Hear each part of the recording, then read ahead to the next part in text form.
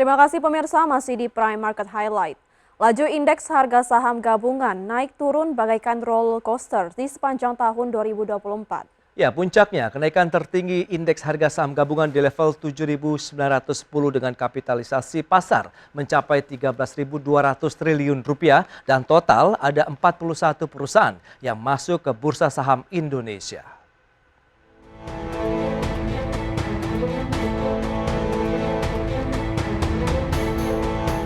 Laju indeks harga saham gabungan naik turun bagaikan roller coaster di sepanjang 2024.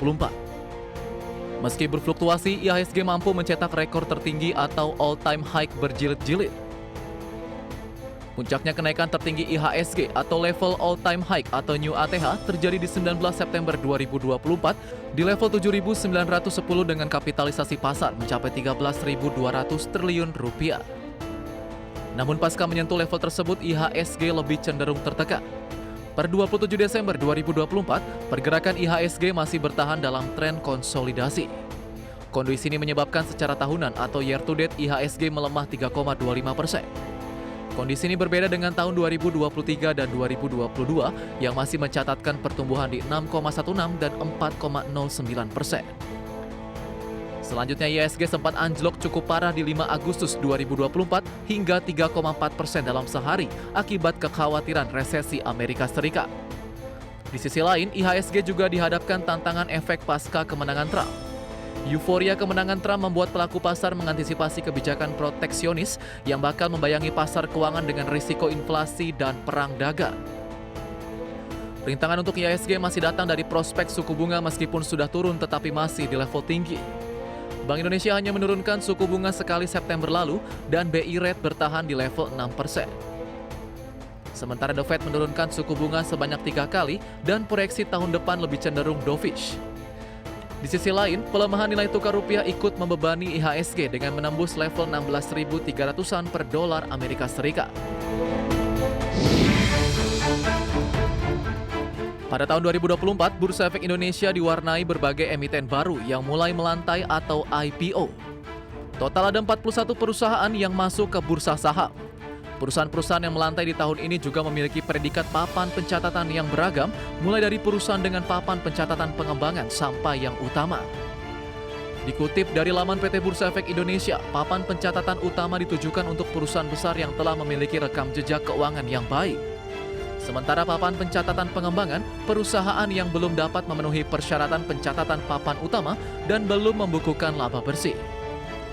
Di awal tahun 2024 tercatat ada 9 emiten yang mulai melantai. 9 emiten tersebut adalah MSJA, MANG, ASLI, CGAS, NICE, SMLE, ACRO, GRPH, dan SMGA. Adapun pada akhir tahun terdapat 2 emiten dengan papan pencatatan utama yang melakukan IPO, yakni PT Adaro Andalan Indonesia Tbk atau AADI, dan yang paling terakhir adalah PT Daya Intiguna Yasa Tbk atau MDIY. Saham emiten retail PT Daya Intiguna Yasa Tbk berhasil meraih dana IPO sebanyak 4,15 triliun rupiah yang membuat masuk ke urutan kedua sebagai penerima dana IPO terbesar. Sementara posisi pertama ditempati emiten batubara thermal PT Adaro Andalan Indonesia Tbk atau AADI yang meraup dana segar 4,32 triliun rupiah. Sebagai catatan, anak usaha dari PT Alam Tree Resources Indonesia Tbk atau ADRO ini juga terbilang dari saham IPO paling hot tahun ini, mengingat harga saham setelah IPO berhasil auto reject atas 3 hari beruntun. Beralih ke pergerakan harga saham IPO pada tahun ini, saham PT Daas Bara Lestari Tbk atau DAAZ berhasil menjadi yang teratas dengan melesat lebih dari 5 kali lipat dari harga IPO sebanyak Rp880 menjadi Rp4.630 per saham. Posisi selanjutnya disusul PT Remala Abadi Tbk atau Data dengan harga saham yang melonjak lebih dari 300% dari Rp188 ke Rp770 per saham. Berikutnya disusul saham PT Harta Jaya Karya Tbk atau Meja yang naik lebih dari 200%, serta PT Newport Marine Service Tbk atau BOT dan PT Guna Nusa Era Mandiri Tbk atau Guna yang masing-masing menguat di atas 100%. Sementara itu jumlah Single Investor Identification atau SID pasar modal Indonesia mencapai 14,58 juta SID sampai dengan akhir November 2024. Angka itu naik 20% dari 12,17 juta SID yang tercatat pada akhir tahun lalu. Jumlah tersebut merupakan jumlah SID terkonsolidasi yang terdiri dari investor saham, surat utang, reksadana, surat berharga negara, dan efek lain. Merujuk data PT Kustodian Sentral Efek Indonesia atau KSE, jumlah investor pasar modal masih didominasi generasi muda berusia 30 tahun ke bawah dengan porsi 54,92%, disusul kelompok usia 31 hingga 40 tahun sebanyak 24,41%.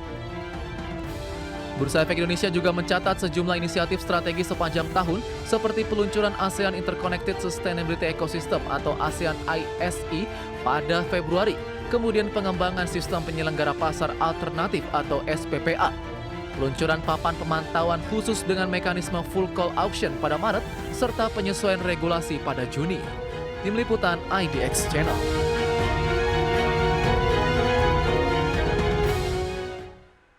Pemirsa, setelah ini kami akan kembali dengan informasi menarik terkait ekonomi dan bisnis mancanegara. Tetaplah bersama kami di Prime Market Highlight.